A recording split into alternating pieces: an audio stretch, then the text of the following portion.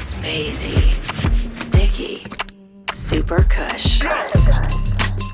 It just fits different. Experience a new high. Ultra, stay out there. Brian Powell of I Run Far here with Tom Evans after his win at the 2025 UTMB. How are you this morning, Tom? Thank you very much. Thank you for having me. Yeah, I'm very well, thank you. I would hope so.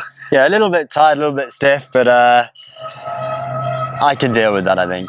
That's worth a price worth paying, I think. Precisely. But you are moving around pretty well. But let's rewind in time to Friday evening. Not unlike UTMB of the past half decade, there were 10 or 20 or 30 of you, but there's 10 plus fast guys all running together for the first 80K.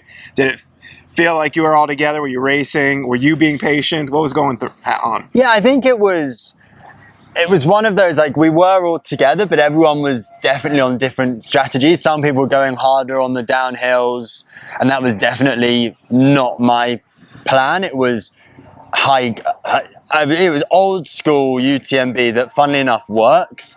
That's hike early, hike often, and hike hard when you're hiking. So yeah, I hiked a lot. I had my poles out a lot, and actually used poles on, because it was wet and slippy. I used poles on the downhills. It's something I practiced a lot that gets sort of some attention, saying, well, normally it's not the faster guys who use poles on the downhills because it slows you down. Actually, you don't want to be slowed down. But actually, when it was muddy and slippy, so many people stacked it. And so the last thing you want to do is fall. So we were all together, but it didn't really feel like we were. I said it was probably me, John Alban, Ben Demon, and Theo, who were sort of the quartet who were doing most stuff a little bit closer. And sort of Jamin was there as well for bits, but then I think sort of other people were sort of just sitting behind a little bit. But yeah, what would typically happen is on a downhill, I would lose a little bit, and then on the uphill you would gain it, and yeah, from just hiking. Even if it was intentional, did it feel odd at all? Because you come from a very strong running background. Like, there's people who come from a mountain background. Like, yeah, I think my result here didn't come from my strengths from the running. It came from my hiking. Yeah. And we're talking to Ben afterwards. He said, "I've never seen anything like it," which is a huge compliment, and it's amazing. It's amazing to hear. Like, and I think, yeah, Scott Johnson, my coach, has worked incredibly hard at making sure that the hiking is a real strength. And in a race like UTMB, if you can out hike everyone, then you save a lot of energy. It's easier to fuel. You can feel better. You're using less energy, and it makes life really easy, because actually, if you are a bit tired, you can just hike, and you're going quicker than anyone else. Mm-hmm. And last year, you sort of thought you made some mistakes early. Did you manage to be patient? Did you feel like you were being patient early? Yeah, I felt like I was being really patient. I was a bit concerned coming out of Saint-Gervais that I ended up taking the lead. That definitely was not the plan. And I was like, I was running with Ben and Jeff at the time. I said, "Oh, how many guys are in front?" And they're like, "What do you mean?" I was like, "How many guys are in front of us?" They're like, "There's no one, it's us." And at that point I was like, "Oh no, have I just made already 20K in? Have I already made the mistake?" So I was like, okay, so there's some sort of small rolling hills and a tarmac climb in between Saint-Gervais and Le Contamine. So I was like, right, I'm just walking this bit. Not even a hike, it was just a walk. Yeah. And then let 10 people close up, and you're like, oh, okay, this is now better. There's now a bigger group. So yeah, there were definitely times where I needed to consciously remind myself. I sort of found myself a bit far forward, a bit further forward than I thought that I was going to be. But I think everyone was a little bit hesitant with the weather, and there was a lot of looking around of who's going to take it on, and there were no kamikazes from the beginning, which sometimes there are. I think everyone was fairly sensible. But yeah, lessons definitely learned that actually, if you run smart and you don't go too hard at the beginning, and I wonder how many stomach issues happen when you go too hard. I'd say most of them.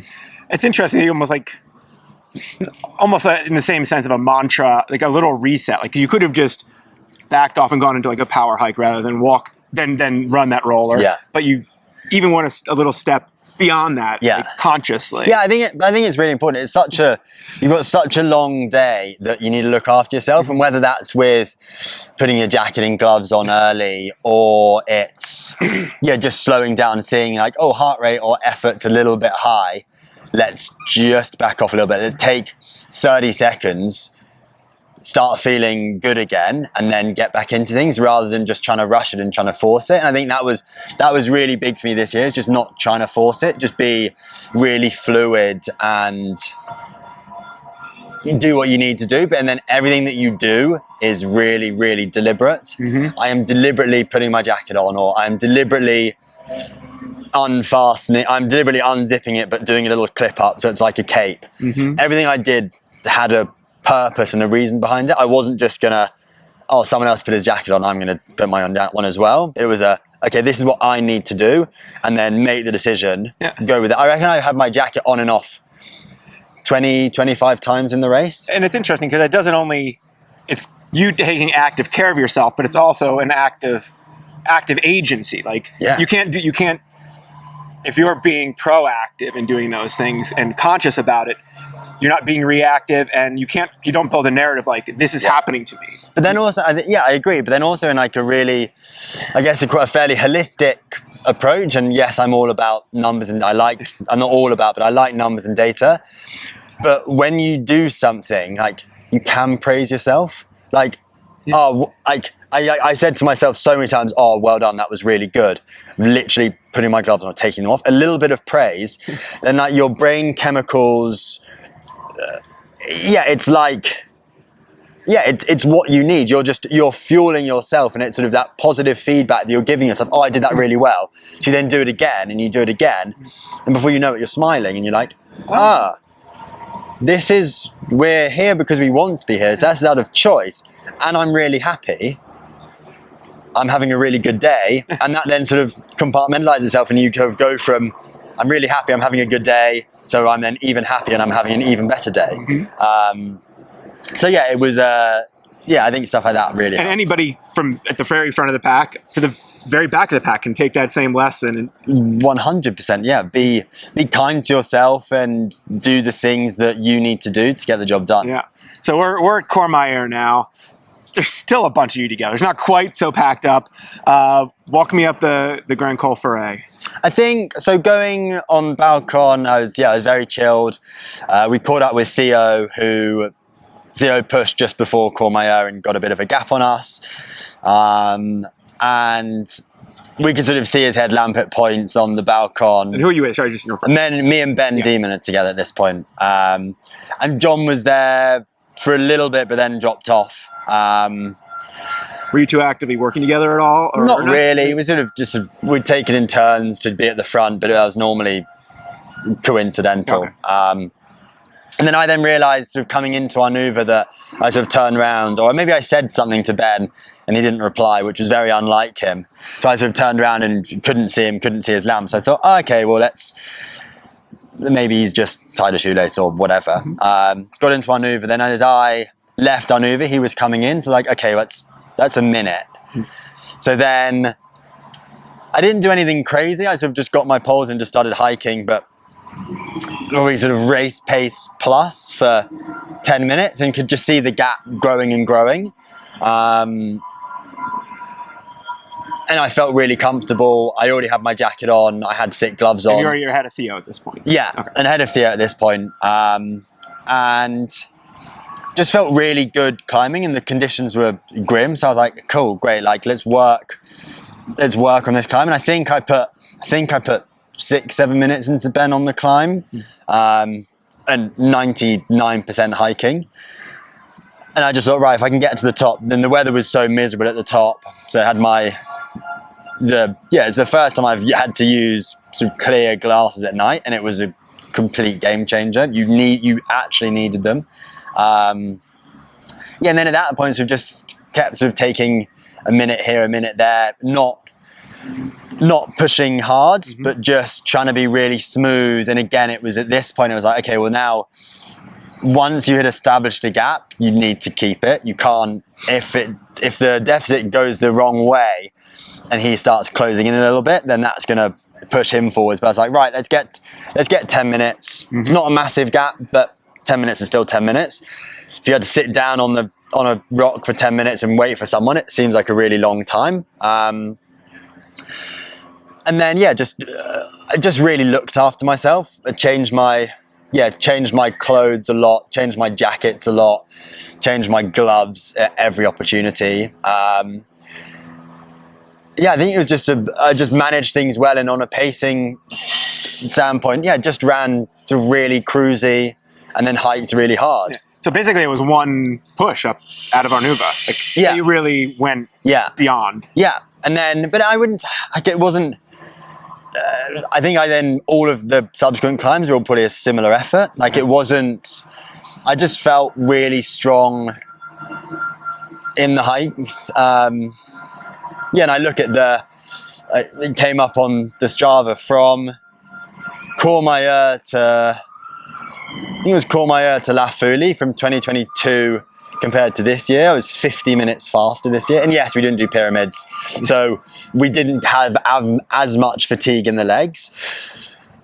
But we were still really rolling, which was a nice place to be. And was your fitness, do you feel like your fitness was 50 minutes faster, or was that a testament to taking care of yourself? I think a combination. I definitely think not going too hard then allowed things to open up a little bit. I think in terms of pure numbers, in the lab, I tested better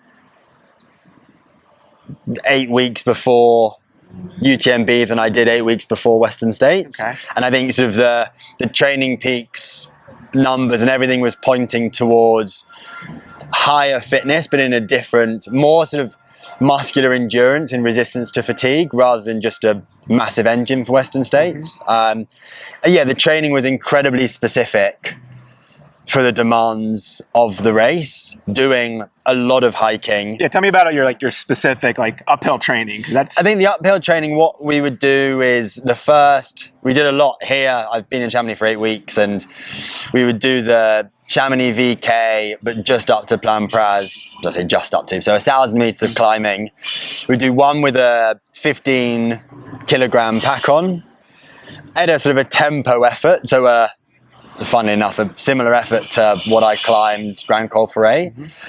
At the top, I would then drop the pack off, and I would then run down the slightly longer way with maybe a couple of small pushes, sort of a fartlek downhill. And then I would then hike up at whatever the average heart rate was for the first one. I would then have the average heart rate for the second one. So it ended up being somewhere between 12 and 15 minutes faster on the second one.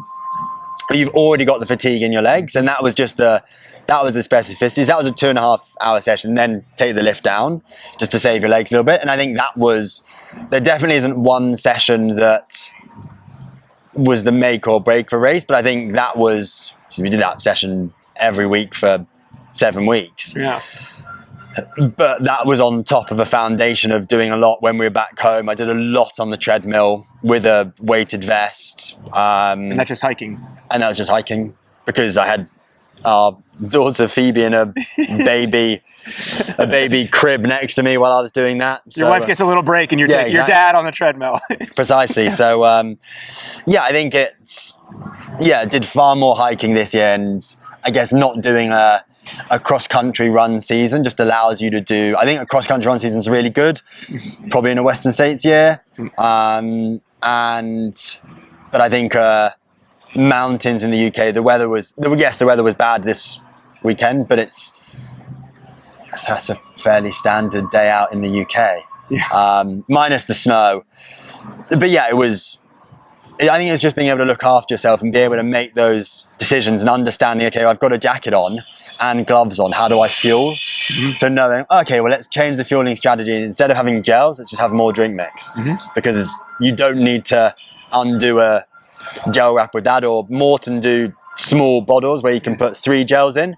Instead of having to rip open your gel, you just have to flip it open. So if you've got mitts on, which I did, with a thumb, you can just flip it. Yeah, as opposed to having wet gloves that are cold and not quite as dexterous. Trying to do that and then put it in your sort of trash pocket or whatever. So So you simplified your routine when things got a little complicated. And managed to, and changed it, being able to say, and I think that's being able to say, okay, well, things aren't happening as, the weather was possibly worse than people had thought. It looked bad at the beginning, and then it's like, oh, it's actually not going to be so bad, but then it was pretty grim.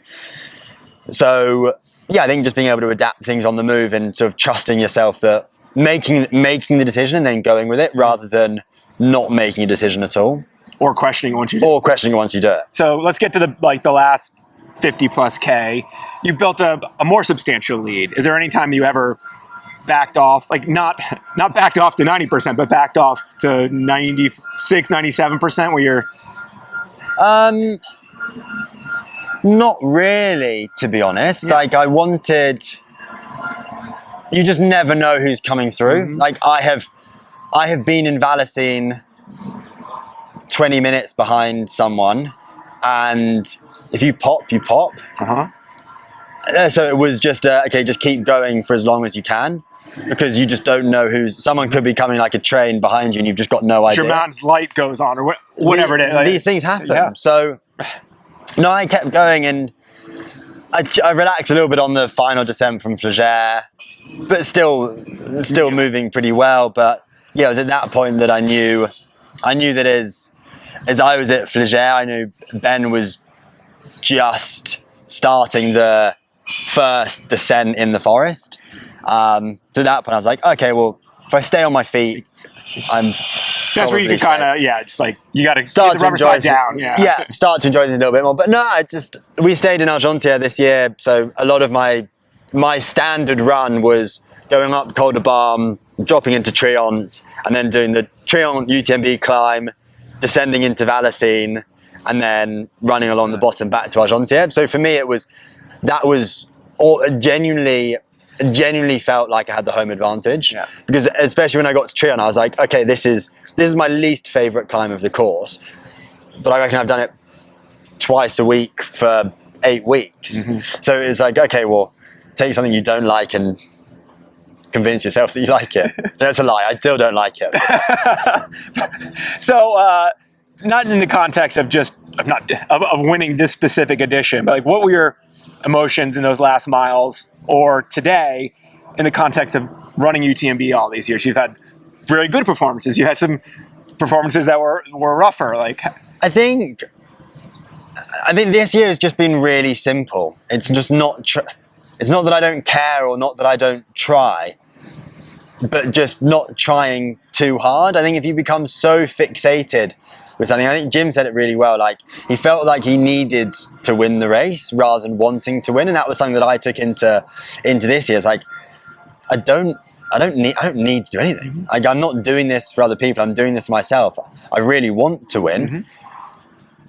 And I think that was definitely something that I took, and yeah, he said it really well, and going in without that stress and without that pressure was brilliant. I think the UTMB is growing and growing on the years, and the support is getting more and more incredible, and Valacine this year was just bong. I've never seen anything quite like it. So yeah, the emotions were there, but I think I'm very much in the mindset like it's not over till it's over. And yeah, having been in 2018, I was in second place and I took the lead going into the Flagere aid station. So you can't count your chickens until you're across the line. So yeah, I think sort of from an emotion standpoint, for me it showed that there were definitely times where I thought before the race, like, what if I have another bad year? If I had another bad year, I genuinely don't know what. I couldn't have done 3 DNFs in a row, all my fault. Had I fell over and twisted my ankle, whatever, like, fine. Stuff happens. But had it been my fault, I really don't know. So I guess that was a bit of a concern. And yeah, I think it's just nice to show people that, like, it's not failure, just try and learn. And yes, it took me a couple of years to learn, but I think Jim won here on his 4th attempt as well. And actually Jim and I have had very similar results here, because I think Jim in his first year was 4th or 5th. Had a strong finish. He had a good first race. DNF. DNF. then he was third. Or maybe it was his 5th year that he won here. But it wasn't all bad, and it wasn't all good. Like, no, precisely, and that's the race. Like it's such an incredible race that throws so many challenges. Some years you respond better than others, and yeah, to be able to put out your best performance on the day that really counts is not as easy as it might seem. Yeah. So, do you have anything left on your plate for 2025? I'm actually racing the British Gravel Cycling Championships in a couple of weeks. So yes, but it's probably nice to switch gears a little, literally. And no, probably not. I think we put so much into this block, and what I really don't want to do is make the same mistake that I did after Western States and the next day sign up to some races. And like, yes, there are things that I would love to do, but I've been working at winning UTMB since I started trail running in 2017, and I seem to think that was yesterday, but it's actually now quite a long time ago. So I would definitely be enjoying it. Spend time with friends, spend time with family, and then start mapping out something for. Yeah. So zooming out, you talk about that wanting to start winning, or like starting that journey in 2017. You've also won Western States. You've won some other like really big races. What is there anything out there, and what, like, whether it's a race or a running adventure, what kind of is out there to draw you forward? I think the two things that really interest me at the moment, especially with the hiking the hiking has been a big thing. So a race out of my comfort, on paper that's out of my comfort zone, something like Hard Rock really does. Now I have a Hard Rock qualifier, which is very important. I imagine I'll be putting my name in the hat for that, which would be really cool to do. The Bob Graham round in the UK. So next year, I could see my year being outside of Tom Evans' comfort zone with maybe a Bob Graham and then Hard Rock. I think those dates might work quite nicely with that if one had already looked into it, perhaps. Maybe back of the mind. Or I think I'd love to go back to Western States, and that might be an option. But in order to do it again, I would want to go to Flagstaff 8 weeks early, and my wife Sophie will then be back in racing, and who knows what will happen. So we will play things by ear. But you've got a couple different season schedules. There's lotteries and there's getting in, and there's all these things. But you've got some ideas. Yeah, just play the cards that you're dealt and see what happens. All right. Well, congratulations, Tom. Thank you very much.